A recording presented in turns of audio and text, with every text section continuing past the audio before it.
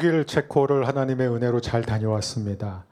34명의 우리 허브의 가족들이 함께 7박 9일 일정 동안 종교개혁의 현장을 다니면서 우리가 오늘 하나님의 말씀을 자유롭게 읽을 수 있는 게 얼마나 큰 은혜인지, 얼마나 많은 사람들이 우리가 말씀을 읽을 수 있도록 자신의 목숨을 바쳤는지 다시 배우게 되었습니다. 한마디로 명절 때 푸짐한 음식이 나오고 그 남은 음식을 우리가 계속해서 먹는 것처럼 모든 성경 투어는 그런 은혜가 있어요. 그 기간에만 은혜가 넘치는 게 아니라 끝나고 나서도 그 은혜가 계속 이어집니다. 그래서 이번에 저 처음 가신 분들은 이렇게 좋은 줄 몰랐다. 그래서 전도라는 단어까지 쓰세요. 이걸 가가지고 우리 다른 성도님들과 우리 순식구들한테 내년에는 또 꼭 같이 가자, 이렇게 초대하고 싶다.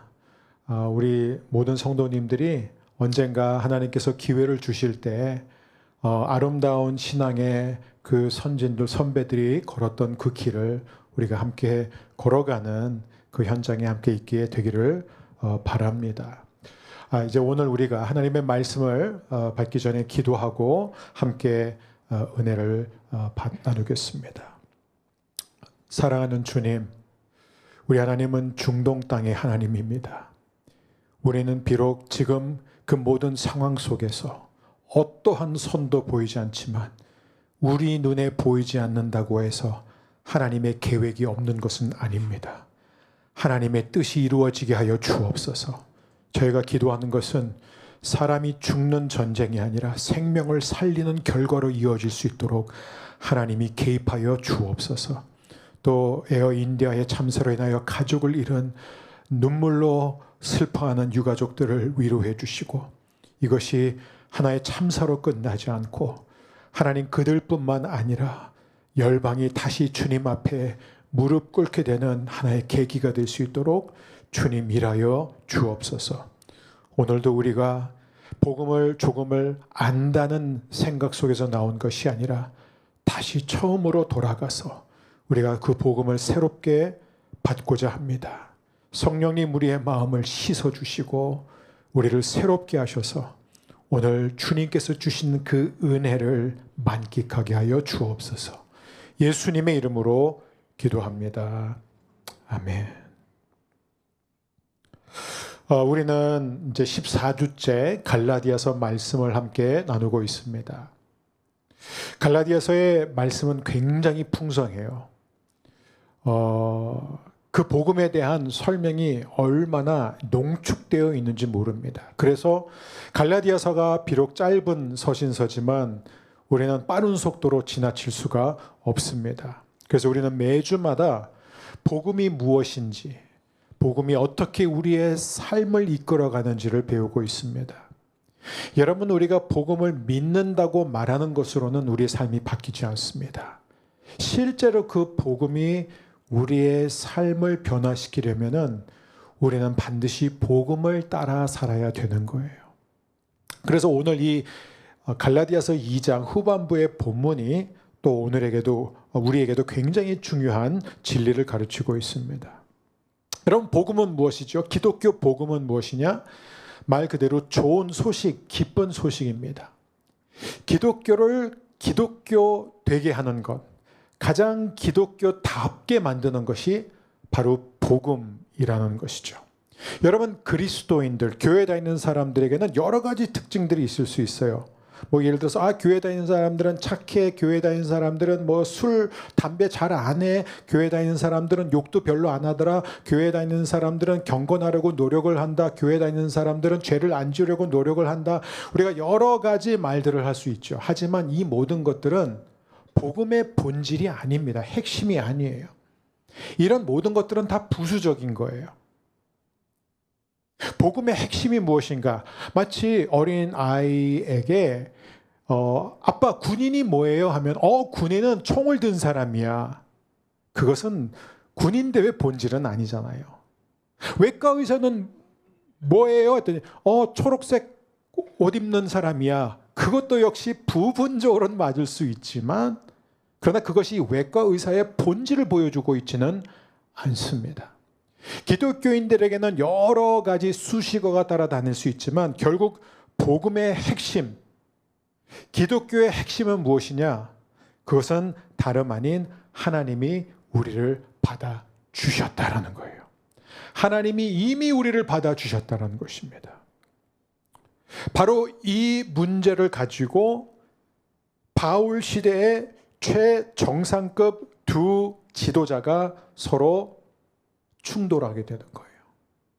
우리가 이미 여러 시간에 걸쳐, 여러 주에 걸쳐서 함께 나눴지만 이 두 사람은 당대에 예수님 다음으로, 그러니까 뭐 예수님 다음이라는 이 표현도 우습지만 어쨌든 간에 사람 중에서는 가장 복음을 잘 아는 사람들이었습니다. 가장 복음을 확실히 믿는 사람들이었고 그 복음을 가르치고 전하는 사람들이었습니다. 바울과 베드로. 이들이 복음을 그렇게 잘 알고 그 동일한 복음을 믿고 있는데 왜 부딪힐까요? 왜냐하면 여러분, 단지 복음이 무엇이다, 나는 복음을 믿는다에서 끝나는 것이 아니라 실제로 그 복음이 우리의 삶을 어떻게 바꾸는지에 대해서는 이 두 사도가 같은 이해를 갖고 있지 않았기 때문입니다. 이건 또 다른 문제예요. 나는 복음을 어떻게 살아낼 것인가? 이미 갈라디아서 설교를 몇 차례 들어본 분들은 오늘 이 갈라디아서 2장 후반부의 상황을 아실 거예요. 2주 전에 오셨던 분들도 아실 거예요. 혹시 오셨는데 기억이 하나도 안 난다, 집에 가셔서 다시 들어보시기를 바랍니다. 왜냐하면 오늘 그 구체적인 상황에 다시 들어갈 생각은 없습니다. 이제 핵심만 나누자면 베드로와 바나바와 그들과 함께 하던 유대 그리스도인들이 이방인들과 함께 식사를 하고 있었어요. 그런데 예루살렘 교회에서 율법주의자들이 왔다라는 소식을 듣자마자 깜짝 놀라면서 다들 도망갑니다. 숨어요. 그래서 결국 이 문제는 무엇이냐면은 베드로나 바나바나 함께 도망갔던 유대 그리스도인들은 하나같이 어떤 생각을 하고 있었냐면 입으로는 이방인들도 예수님을 믿으면 그것으로 충분합니다라고 말했어요. 동의는 했습니다. 근데 그들의 실제 생각과 그들의 실제 삶은 어땠습니까? 이방인들도 예수님 믿는 것만으로는 하나님의 자녀가 될 수 없고 이들이 유대교의 율법도 문화도 다 따라가야만 진정한 백성이 될 수 있다. 다시 말해서 하나님과의 바른 관계뿐만 아니라 이 이방인들이 유대인들과도 바른 관계를 맺어야만 진짜 구원받는다라고 여전히 믿고 있었던 거예요. 아주 지금 무슨 말인지 모르겠다 하는 분들은 오늘 교회 처음 나오신 분인 줄 믿습니다. 네. 네. 이게 지금 상황입니다. 그래서 바울이 지금 베드로와 바나바와 그 모든 위선자들에게 뭐라고 말하냐면, 여러분, 복음은 우리의 삶에서 그렇게 작동하지 않습니다. 복음은 그런 게 아닙니다. 복음은 우리의 삶의 모든 영역에서 이렇게 작동하는 겁니다 라고 설명하는 것이 지금 갈라디아서 2장 우리가 오늘 함께 읽은 본문입니다. 그래서 바울이 처음으로 갈라디아서 1장, 2장 전반부까지 한 번도 안 한 일을 시작해요. 그게 뭔지 아세요? 전문 용어를 도입하기 시작합니다. 기술적인 설명을 하기 시작한다는 것입니다. 그래서 오늘 그리고 다음 주 저는 여러분들과 함께 오늘은 먼저 두 가지를 나눌 거예요. 왜 복음을 이해하기 위해서는 전문 용어가 필요한가? 그리고 두 번째, 그 전문 용어는 무엇인가? 이 두 가지를 중심으로 여러분과 함께 나누고자 합니다. 먼저, 왜 복음을 이해하기 위해서 전문 용어가 필요한가 이거예요. 여러분, 복음은 굉장히 미끄럽습니다. 아마 오늘 이 말씀을 듣고 저는 설교 한 편을 준비하기 위해서 한 주 이상 내내 묵상을 합니다. 계속 묵상하면서 묵상한 것을 쓰고 또 고치고 계속해서 오늘 아침까지 하다가 여러분에게 말씀을 전하기 때문에 저는 어느 정도 이 내용을 다 소화를 하고 여러분에게 전하지만 여러분은 처음 듣는 것이기 때문에 어렵게 들릴 수 있어요. 그런 분들은 꼭 집에 가셔서 다시 듣게 되기를 바라고, 특별히 여러분들 가운데 복음은 정말 미끄럽다라고 여러 번 경험한 분들은 오늘 이 말씀이 아마 더 잘 이해가 될 것입니다. 여러분, 정말 복음이 무엇인지를 놓고 씨름해 본 적이 있습니까? 이번에 우리가 독일 체코가에서 얀 후스와 여러 종교개혁자들의 발자취를 따라갔지만 우리는 주로 마틴 루터의 삶에 초점을 맞췄습니다. 이 마틴 루터는 탁상 담화와 창세기 강해 등 여러 성경 주석서를 쓰면서 그가 반복적으로 복음에 대해서 한 말이 이런 표현입니다. 우리 함께 읽을까요? 사람들은 복음을 바라볼 때 마치 소가 처음 보는 문을 멍하니 바라보는 것처럼 한다. 우리한테 좀 와닿지 않는 표현일 수 있어요. 근데 지금 루터가 무슨 말을 하고자 하냐면, 소가 한 번도 본 적이 없는 새로운 문을 보면서 그냥 멍하니 쳐다본다는 거예요. 루터의 이 얘기의 의도는 뭐냐면, 너무나 많은 교회 다니는 사람들이 복음의 깊이를 깨닫지 못한 상태에서 교회를 다닌다는 거예요. 복음을 처음 들었을 때 사람들의 반응은 거의 다 똑같다고 루터는 지적합니다. 그게 복음이에요? 하나님이 아들을 보내셔서 우리의 죄를 위하여 대신 십자가에 못 박혀 죽게 하셨군요. 우리가 예수님을 믿으면 그러면 우리가 하나님의 자녀가 된다는 거군요. 간단하네요. 믿겠습니다. 이해가 돼요. 그래서 어떤 분들은 난 처음 예수님 믿을 때부터 복음이 다 이해됐어요. 이렇게 말하는 사람들은 루터에 의하면 복음을 전혀 알지 못하는 사람이라는 거예요. 전혀 알지 못하기 때문에 자기는 복음을 안다고 그러고 믿는다고 말한다는 것입니다. 왜요? 복음은 훨씬 더 깊어요. 복음은 굉장히 넓습니다. 복음은 우리가 손으로 잡았다고 하는 순간 우리 손에서 빠져나갈 정도로 복음은 미끄럽다는 것입니다. 제가 방금 인용했던 이 루터는 어떤 사람이에요?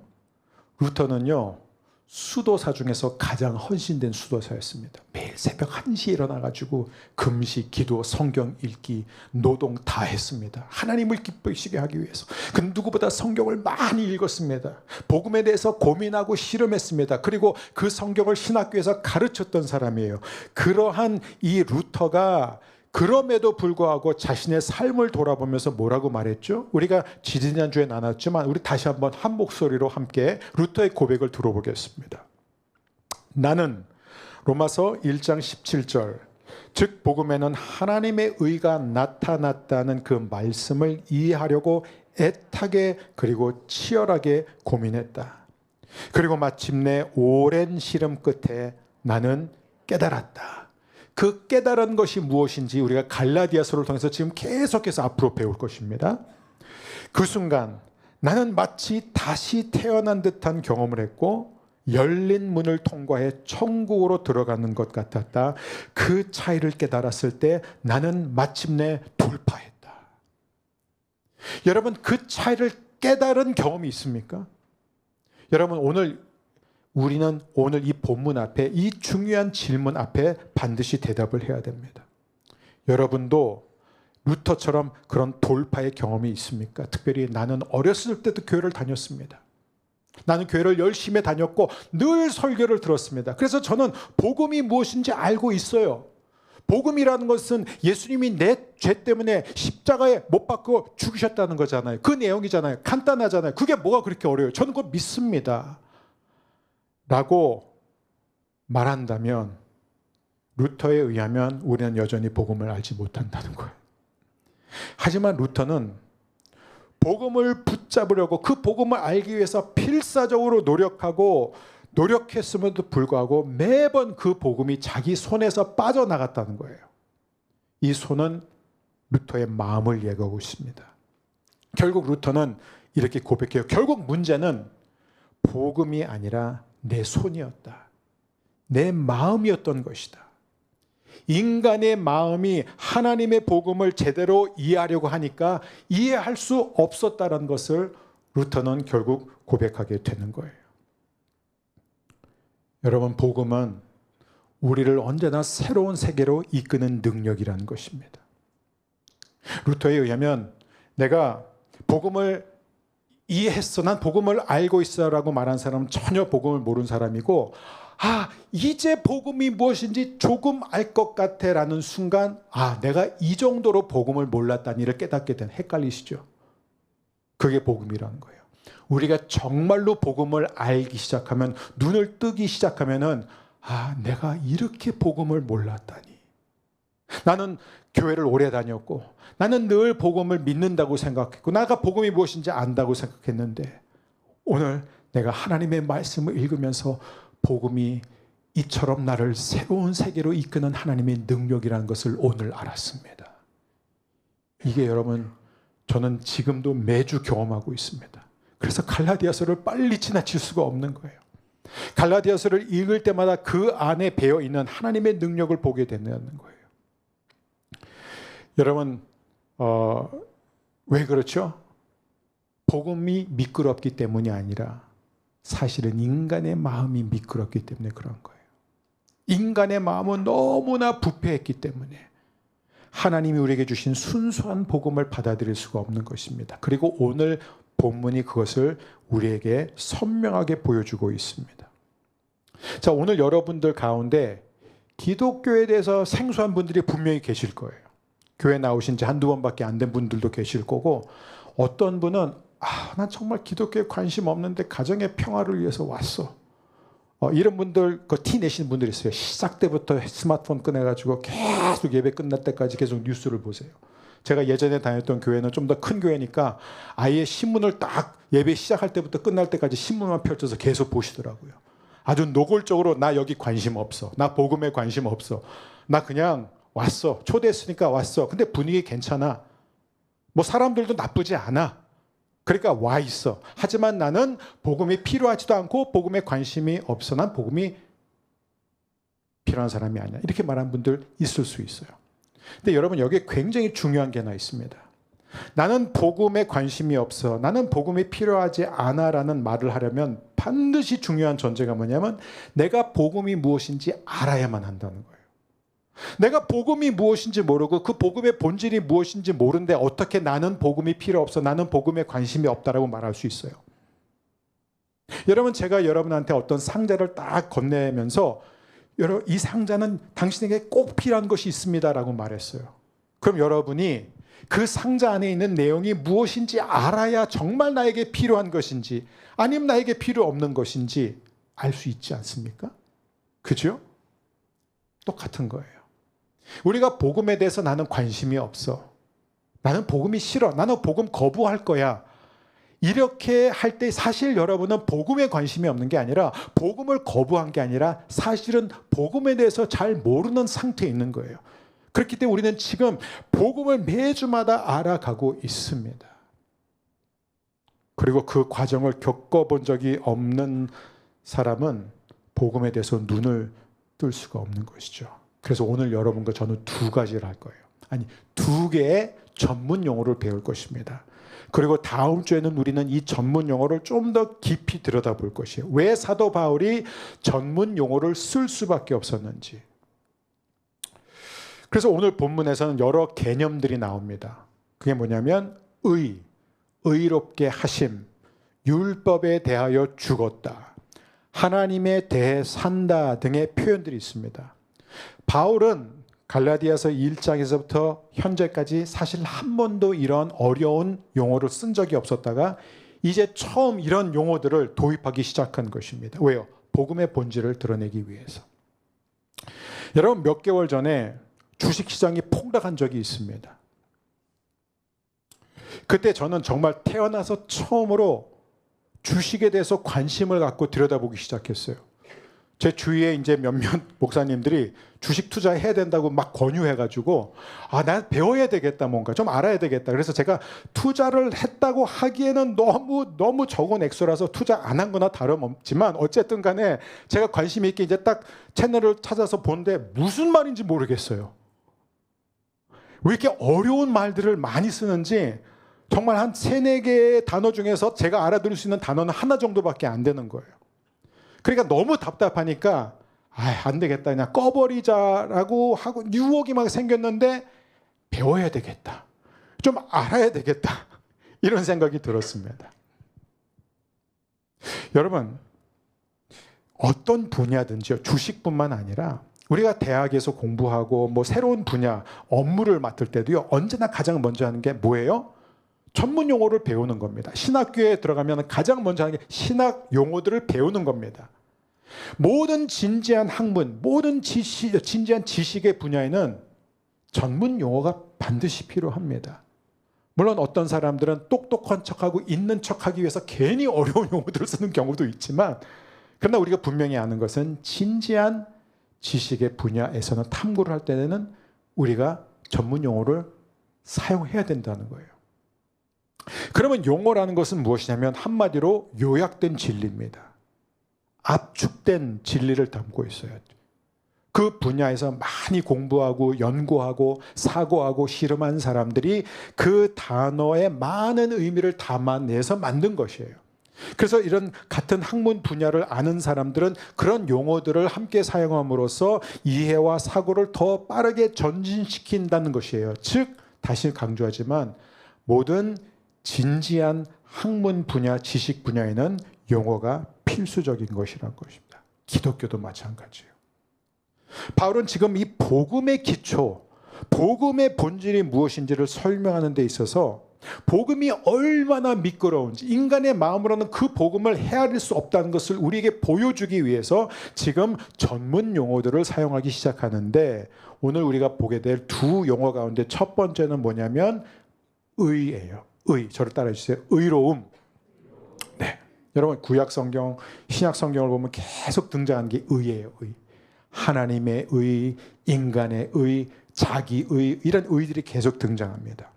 우리 21절 말씀 함께 읽어보겠습니다. 나는 하나님의 은혜를 헛되게 하지 않습니다. 의롭다고 하여 주시는 것이 율법으로 되는 것이라면 그리스도께서는 헛되이 죽으신 것이 됩니다.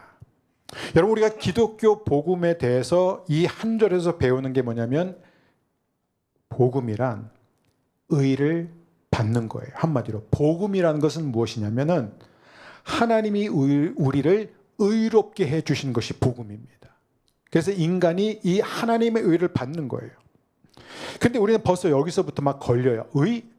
하나님의 의롭다 하심, 이건 너무 신학적인 용어고, 이건 너무나 고리타분하고, 이건 현실과 너무나 동떨어진 그런 용어 아니냐. 이게 우리가 살아가는 데 있어서 이게 뭐가 중요하냐. 이건 실제적이지도 않고 현실성이 없다라고 말할 수 있어요. 전혀 그렇지 않습니다.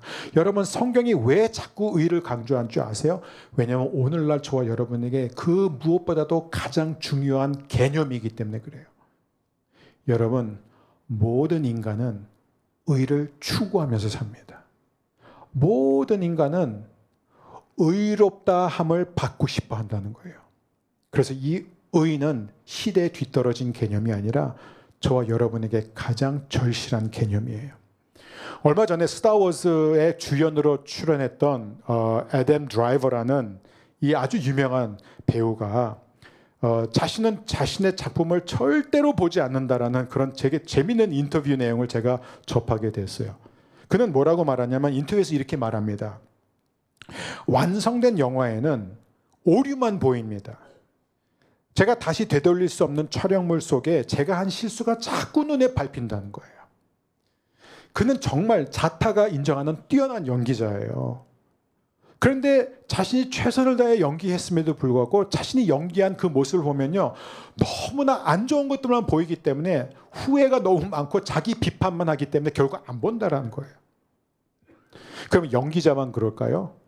영화 감독도 마찬가지입니다. 저명한 그 우디 알렌이라는 이 사람도 뉴욕 타임즈에서 자신이 만든 영화는 자신이 절대로 보지 않는다고 말해요.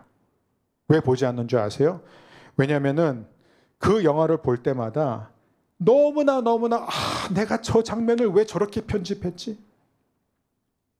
내가 다른 상황이었다면은 저렇게 만들지 않았을 텐데, 나에게 다시 한 번만 기회가 준다면 내가 이 영화를 최소한 10배 더 잘 만들 수 있을 텐데. 그러니까 계속해서 땅을 칠 만한 후회와 고통만 남는다는 거예요. 그러니까 자기가 꼭 봐야 될 때는 음소거 해놓고 자기가 꼭 봐야 할 그 장면만 빨리 보고 꺼버린대요. 여러분, 이 두 사람의 이 고백이 과연 그냥 이 두 사람이 특이해서 독특해서 그런 것일까요? 여러분, 어떤 사람들은 왜 그렇게 거울 보는 걸 싫어할까요? 자기의 실제 모습을 보기 싫은 거예요. 제가 지금 이걸로 하나의 비유로 말하는 겁니다. 왜 어떤 사람들은 그렇게 열심히 일을 하는 줄 아세요? 왜 일 중독에 걸리는 줄 아세요? 왜냐하면 자기가 바쁘게 지내야지만 자기가 중요하고 가치 있는 사람이라고 생각하는 거예요. 자기가 바쁘게 지나고 중요한 자리에 올라가야만 자기가 덜 불안할 수 있기 때문에 그런 거예요. 여러분, 여기서 우리는 굉장히 중요한 것을 봐야 됩니다.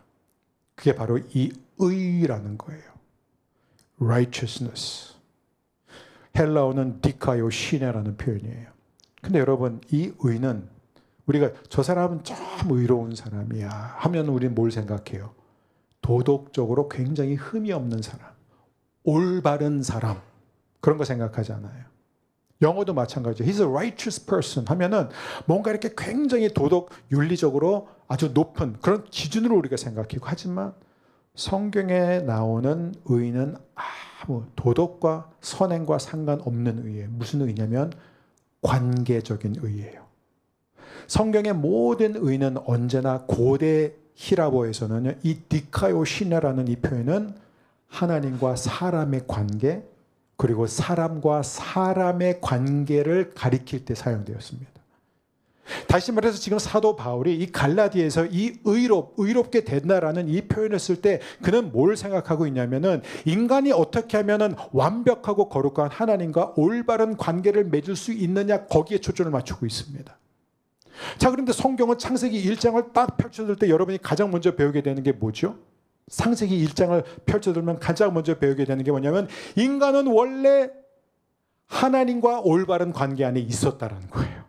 모든 인간, 아담과 하와를 보세요. 늘 하나님과 걸어 다녔습니다. 하나님 앞에 피할 필요가 없었어요. 왜냐하면 신학적으로 표현하면 본래적 의로움, original righteousness라고 해요. 원래 인간은 본래적인 의로움을 타고났어요. 그래서 하나님과의 관계도 올바른 관계였고, 더 중요한 것, 더 중요하진 않지만 아담과 하와 부부 사이의 관계도 올바른 관계였던 거예요. 근데 인간이 뭐 어떻게 되죠? 선악과를 왜 따먹어요? 자기가 스스로 자기의 신이 되고 싶었던 거예요. 자기가 하나님 되고 싶었던 거예요. 자기가 자기의 삶을 통제하고 싶었던 거예요. 그렇게 되면서 결국 이 의로움이 깨지게 되면서 어떻게 돼요? 하나님이 아담아 부르시자 도망가서 숨습니다. 그리고 이 올바른 관계, 이 의가 깨어지니까 어떻게 해요? 아담과 하와가 서로를 보니까 벌거벗었잖아요. 수치스러운 거예요. 그러니까 바로 자신들을 감추기 시작한다는 거예요. 그래서 원래 저와 여러분이 하나님의 형상대로 지음받았을 때 갖고 있었던 그 아름다움, 그 존엄성, 그 위대함, 즉 하나님께 온전히 받아들여지고 서로가 서로에게 완전히 받아들여진 그 상태가, 그 의가 깨진 것입니다. 그래서 그 결과 우리는 다 태어날 때부터 이런 상실감을 갖고 태어난다는 거예요. 다 이 올바른 관계에 대한 갈망, 의에 대한 갈망, 인정받고 싶은 이 갈망이 깨진 상태에서 태어납니다. 그래서 여러분, 누가 가르쳐 주지 않아도요, 나는 부족해, 나는 안 돼, 사람들이 나를 인정하지 않아, 나는 그렇게 중요한 사람이 아니야, 나는 별로 가치가 없어, 나는 사랑받지 못해, 이런 생각들을 우리가 노골적으로 한 게 아니라 이런 생각이 우리를 지배하기 때문에 우리는 늘 스스로 뭔가를 증명해내야 된다고 생각하는 거예요. 물론 정말 가정 안에서 부모님한테 사랑을 많이 받은 자녀일수록 이런 상실감의 정도가 조금은 다를 수 있어요. 근데 여러분, 우리 다 알잖아요. 아무리 아이를 많이 사랑해줘도 그 아이는 결국 부모에게 인정받으려 하고 친구에게 인정받고 싶어하고 자신의 외모나 성정이나 다른 어떤 방식을 통해서든지 자신을 계속해서 증명하려고 합니다. 왜냐하면 그 상실감이 우리 안에 깊이 새겨져 있기 때문에 그래요. 그 상실감은 오직 하나님만이 채워줄 수 있기 때문에 그렇습니다. 이게 바로 의에 대한 갈망이에요.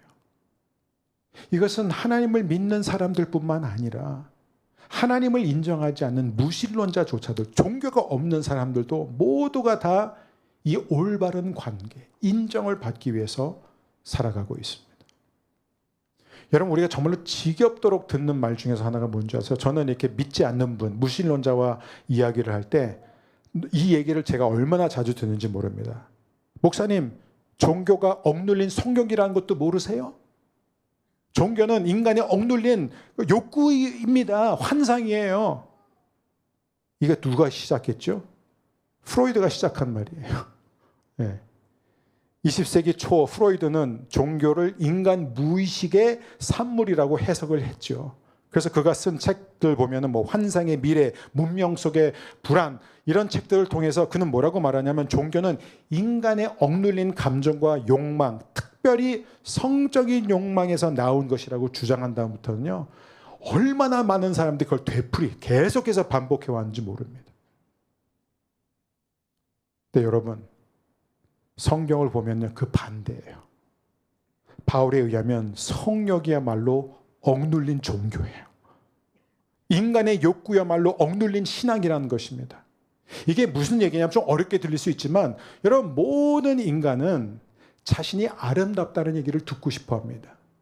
특별히 자기가 아름답게 생각하는 그 사람으로부터 자기가 아름답다는 얘기를 듣고 싶어하고, 자기가 중요하게 생각하는 사람부터 너는 중요한 사람이라는 얘기를 듣고 싶어 한다는 거예요.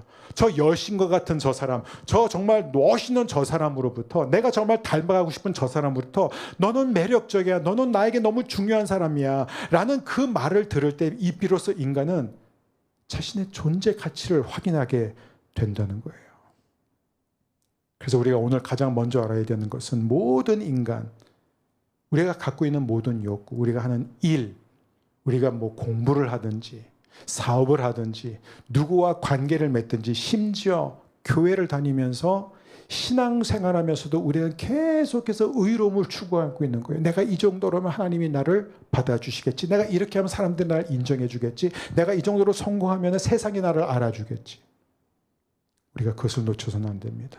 두 번째 용어. 두 번째 이제 마지막 용어. 그것은 뭐냐면 율법에 대하여 죽었다라는 표현이에요. 이게 무슨 말이에요? 율법에 대해 죽었다. 우리 19절 말씀 함께 읽겠습니다. 나는 율법과의 관계에서는 율법으로 말미암아 죽어버렸습니다. 그것은 내가 하나님과의 관계 안에서 살려고 하는 것입니다. 여러분, 아직 계속 성경 보여주세요. 여러분, 이 새 번역을 보게 되면은 다시 새 번역이 정말로 이 관계적 개념으로서의 의의를 잘 살려냈죠. 다른 성경 그렇게 하지 못했습니다. 그래서 여기 율법과의 관계와 하나님과의 관계를 지금 말하고 있는 거예요. 자, 저기서 바울이 말하고자 하는 것은 무엇이냐면은, 여러분, 바울이 누굽니까? 바울이 누구예요? 경건한 사람이었습니다. 당대 가장 율법을 열심히 지켰다고 자부할 뿐만 아니라 사람들이 그를 그렇게 인정할 정도로 율법에 있어서는 흠이 없었던 사람이에요. 어렸을 때부터 정말로 하나님의 율법을 통해서 자기가 의롭게 되기 위해서, 즉 율법과 올바른 관계를 맺기 위해서 수단과 방법을 가리지 않으면서 정말로 열심히 살아왔던 사람이 바로 바울입니다. 근데 그 바울이 예수님을 만나게 돼요. 그 바울이 복음을 만나게 됩니다. 그러면서 그는 이렇게 말해요. 내가 예수님을 만난 다음에 내가 복음을 깨달은 순간 저에게 이런 일이 일어났습니다. 그 일이 뭐냐면 나는 율법과의 관계 안에서 죽어야 했습니다. 죽어버렸습니다. 그 얘기를 하는 거예요. 왜냐하면 그래야만 제가 하나님과의 관계 속에서 살 수 있기 때문입니다. 여러분, 오늘 다른 거 다 잊어버려도요, 오늘 이걸 꼭 깨달으시길 바랍니다. 이거 보이세요? 여기에 굉장히 중요한 고백이 담겨 있습니다. 이 내용을 제가 오늘 다 펼쳐서 여러분에게 설명할 수 없지만 핵심만 말씀드릴게요. 지금 바울은 이렇게 고백하는 거예요. 여러분, 저는 예수님을 만나기 전에 율법을 지킴으로써 의를 얻으려고 했습니다. 저는 정말 도덕적인 삶을 삶으로써 저의 모든 결핍, 저의 모든 실패, 저의 모든 수치, 저의 모든 불안감을 해결하려고 했습니다. 하지만 나는 그것을 내가 하나님을 위해서 하고 있었다고 생각했지만 사실은 온전히 내 자신을 위해서 하고 있었던 것입니다. 그 얘기를 하는 거예요. 이게 보입니까? 내가 율법으로 말미암아 율법에 대하여 죽었다 라는 이 표현은 나는 이제 더 이상 율법을 따라 사는 삶에 대해서 죽었다라는 거예요. 다시 말하면 나는 내 의를 스스로 얻으려는 모든 시도에 대해서 죽었습니다. 나는 더 이상 도덕적인 완전함을 통하여 하나님께 인정받으려고 하지 않고 이제부터는 하나님이 나에게 주신 의를 가지고 나를 위해서가 아니라 하나님을 위해서 살게 되었습니다. 여러분 이걸 한번 이렇게 설명해 볼게요. 여러분한테 정말로 돈이 많은 친척이 있어요. 뭐 제가 1부 때는 이모라고 그랬고 2부 때는 삼촌이라고 했으니까는 3부 때는 할아버지라고 그럴게요. 자, 할아버지한테 정말 엄청난 재산이 있습니다. 근데 지금 안타깝게 그 할아버지의 자녀들이 지금 다 없습니다. 근데 손주들은 너무 많아요. 근데 이 손주들이 다 할아버지한테 너무 잘해요. 그냥 겉으로 보면 다들 할아버지를 너무 사랑해요. 할아버지가 자신의 인생에서 첫 번째예요. 그래서 할아버지가 뭐 말씀하시면 무조건 명령이에요. 무조건 따릅니다. 그러니까 외형상으로 이들은 다 할아버지를 존경하고 할아버지를 사랑하고 있어요. 아마 그 손주들 중에서 그 누구도 나는 할아버지의 재산 때문에 이렇게 할아버지한테 잘한 거라고 스스로 생각한 사람 없을 거예요. 나는 할아버지를 진짜 사랑해. 할아버지는 정말 중요한 분이야. 이렇게 믿고 있을지도 모릅니다. 근데 이 할아버지 입장에서는 이 손주들이 정말로 나를 사랑하는지 아니면 내 재산을 원하고 있는 것인지 상속을 생각하고 있는 것이 어떻게 할 수 있어요? 방법이 없어요. 한 가지 외에는. 어떻게 해야 되죠? 손주를 딱 불러다가 얘야, 이 할아버지가 가진 모든 것을 다 너한테 몰빵하기로 했다. 나 다 너한테 줬어. 아니 이미 내가 유언서도 작성했고 법적으로 이미 모든 절차가 끝났어. 이제 할아버지가 돌이키고 싶어도 못 바꿔. 이제는 네 거가 된 거야. 이제 그 뒤로부터 그 손주가 남은 20년, 30년 동안 할아버지를 어떻게 대하냐를 보면 알 수 있는 거예요. 여러분, 신앙에 있어서요, 우리도 똑같습니다. 우리가 하나님 앞에 이미 의롭게 되었다라는 그 확신이 없으면요, 우리가 하는 모든 종교적인 노력은 하나님을 위한 것이 아니라 사실은 내 자신을 위한 것일 수 있다는 거예요. 바울에 의하면 자신 그랬다라는 거예요. 제가 그렇게 하나님의 말씀을 지키려고 그렇게 율법대로 살려고 했던 그 노력이 하나님을 위해서 한다고 자기는 스스로 믿었지만 확신했지만 복음을 만나고 나니까 복음을 깨닫고 나니까 하나님이 이미 나를 받아주셨고 하나님이 이미 나에게 모든 좋은 것을 확정적으로 주셨다는 것을 깨닫고 나니까 사실 그 전에는 자신을 위해서 한 것이지 하나님을 위해서 한 게 아니란 걸 깨달았습니다. 그리고 이제는 그것을 알기 때문에 하나님을 위해서 한다고 말합니다. 여러분, 이 기독교 진리를 정말로 잘 갈파한 사람이 바로 20세기 미국의 대표적인 소설가인 제가 굉장히 좋아하는 플래너리 오코너라는 사람이에요. 너무 일찍 세상을 떠났지만 이 여인은요 정말 굉장히 독실한 신자로서 이 여인의 작품마다 이 기독교의 묵직한 진리들이 굉장히 이야기들로 잘 풀어내져 있는데 특별히 이 여인은 1952년에 쓴 소설 현명한 피 Wise Blood라는 책이 있습니다. 이 책에서 그리스도가 없는 기독교를 꼬집는 그런 작품이에요. 그런데 이 작품의 주인공의 그 무의식의 세계를 어떻게 설명하냐면 이렇게 설명하고 있어요. 우리가 함께 같이 읽겠습니다. 그는 속으로 깊이 알았다. 예수님을 피하는 가장 좋은 방법은 죄를 피하는 것이라는 걸. 아마 겉으로 나는 예수님을 피하고 싶어서 죄를 피하는 거야 라고 말할 사람은 아무도 없을 거예요. 그런데 사실 인간의 깊은 내면을 들여다보면요, 인간이 왜 자꾸 도덕적인 완전함에 이르려고 하나, 왜 착하게 살고 왜 선하게 살려고 하는지 아세요? 그것은 예수님을 만나기 위해서가 아니라 예수님을 의지해서가 아니라 예수님과 최소한의 접촉을 하기 위해서 예수님과 멀어지게 하기 위해서라는 그 아이러니를 이 플래너리 오코너가 지적한 거예요. 지금 바울이 그 말을 하고 있는 것입니다. 여러분, 저는 정말로 종교적인 사람이었습니다. 율법에 열심히 있어서는 저를 따라올 사람이 없었습니다. 저는 그 정도로 율법을 열심히 지켰습니다. 저는 의로워지기 위해서 노력을 했습니다. 하지만 그 모든 것은 사실 내가 나의 구세주가 되기 위한 것이었습니다. 저는 종교를 통해 하나님을 피해오고 있었던 것입니다. 여러분, 이게 보이시나요? 안 보이면 집에 가서 또 이 말씀을 들으세요. 정말 중요합니다. 여러분, 많은 사람들은 하나님을 믿는 것까지는 좋아요. 하나님이 본보기가 되는 건 좋아요. 그렇지만 그 하나님이 나의 구세주가 되는 건 싫어합니다. 내가 열심히 살다가 문제가 생길 때 하나님께 SOS 하면 하나님이 나를 그때그때마다 도움 주시는 건 원하지만 하나님이 내 인생의 모든 것을 주관하는 것은 싫어합니다. 여러분, 왜 종교가 매력이 있는 줄 아세요? 기독교에도 왜 사람들이 자꾸 율법을 따라가는 줄 아세요? 왜냐하면 나에게 통제권이 있거든요. 하나님, 제가 이 정도로 열심히 주님을 섬겼으니까 최소한 저한테 이 정도는 해주셔야 되지 않겠습니까? 그게 종교예요. 저는 남들보다 착하게 살았고 선행도 했고 욕심도 안 냈고 전 교회 열심히 다니고 기도 많이 했고 성경 공부 많이 했고 이웃을 사랑했고 세상을 섬기는 일에 앞장섰습니다. 그러니까 하나님, 저한테 이 정도는 해주시겠죠. 이런 고난을 안 주시겠죠. 그러니까 자기를 통제할 수 있는 거예요. 근데 예수님은 어떤 분이에요? 내가 예수님을 완전히 의지해야 된다면 이게 100% 내 노력이 아니라 하나님의 은혜라면 그 주님이 갑자기 나를 부르시면 어떡해요? 그 부르심이 만약에 내가 원하는 방향이 아니면 어떡해요? 인간은 그걸 되게 두려워합니다. 이게 지금 오커너가 했던 말이고 사도 바울이 하고 있는 얘기입니다. 너무나 많은 사람들은 하나님이 진짜 누구신지를 알기를 원치 않습니다.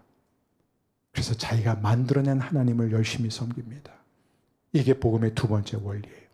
정리합니다. 첫 번째 원리는 뭐예요? 모든 사람은 의를 추구한다는 거예요. 모든 사람은 인정받고 싶어요.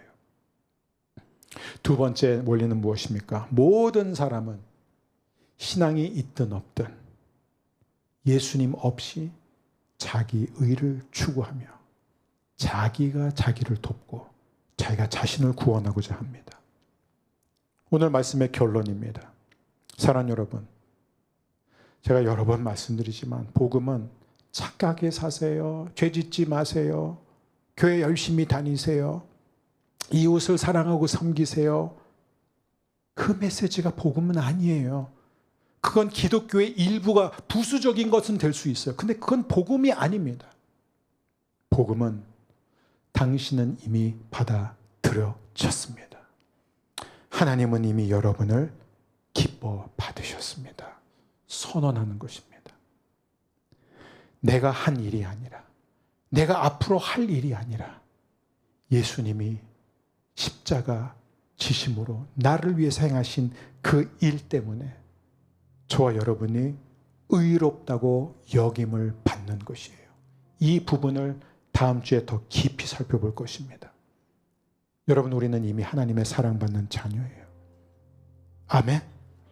여러분 이미 사랑받는, 교회 오늘 처음 나오셨든 복음에 대해서 다 안다 아니면 하나도 모르겠다 상관없어요. 하나님은 이게 제일 우리가 이해하기 힘든 거예요. 아니, 내가 열심히 노력해가지고 내가 뭔가 이렇게 하나님의 말씀을 어느 정도 지켜나가면 그래서 의로운 경지에 이르게 되고 그 다음에 하나님이 나를 받으시면 이해가 되는데, 내가 아무것도 한 것도 없고 내가 아는 것도 없고 내가 하나님의 원하는 대로 살지도 못했는데 하나님이 이미 나를 사랑하시고 이미 나를 받아주셨다. 인간의 마음이 어떻게 이 복음을 이해할 수 있어요? 이해할 것 같지만 아멘이라고 말은 하지만 실제 우리의 삶을 보면 그렇지 않다는 거예요. 왜냐하면 우리는 여전히 착하게 살려고 해요. 우리는 여전히 더 노력하면 된다고 생각해요. 내가 더 열심히 기도하면 된다고 생각해요. 내가 더 헌신하면은 이 고난이 빨리 지나갈 거라고 생각해요. 어려운 일이 생기면 내가 뭘 잘못하고 있어 또 하나님이 나를 치시는구나 이렇게 생각합니다. 여러분, 그 생각을 버리게 되기를 바랍니다. 여러분은 여전히 율법과의 관계 안에서 죽지 않은 거예요. 저는 오늘 저와 여러분 모두가 다 바울과 동일한 고백을 했으면 좋겠어요. 이제는 내가 사는 것이 아닙니다. 이제는 그리스도께서 내 안에 사십니다. 우리 시간에 함께 우리 자리에서 일어나셔서 기도를 잘 모르시는 분들도 그냥 이렇게 마음 편하게 기도하셨으면 좋겠습니다. 내가 하나님에 대해서 더 잘 알면, 내가 좀 더 잘하면, 내가 또 착해지면, 내가 좀 더 기도 열심히 하면, 그러면 하나님이 나를 받아주시겠지? 그러면 하나님이 나를 축복해 주시겠지? 오늘 그 생각을 내려놓게 되기를 바랍니다. 왜냐하면 여러분, 의는 우리의 노력으로 얻는 것이 아닙니다. 율법으로는, 순종으로, 행위로, 노력으로는 의를 얻을 수 없습니다. 하나님과의 올바른 관계는 오직 하나님이 주시는 것이에요. 하나님이 거저 주시는 은혜입니다. 그것을 확신할 때 비로소 우리는 하나님 위에서 살 수 있습니다. 비로소 우리는 자유할 수 있습니다. 비로소 우리는 기쁨으로 순종하게 되는 줄 믿습니다. 이 시간 우리 함께 기도할 때, 하나님, 내가 복음을 안다고 착각하지 않게 하여 주옵소서. 오늘도 저에게 복음의 빛을 비춰 주시옵소서. 저의 의를 내려놓습니다. 하나님이 저에게 이 시간 주시는 의를 받습니다. 하나님, 저를 의롭게 해주시니 감사합니다. 우리 함께 주님 앞에 기도하며 나아가겠습니다.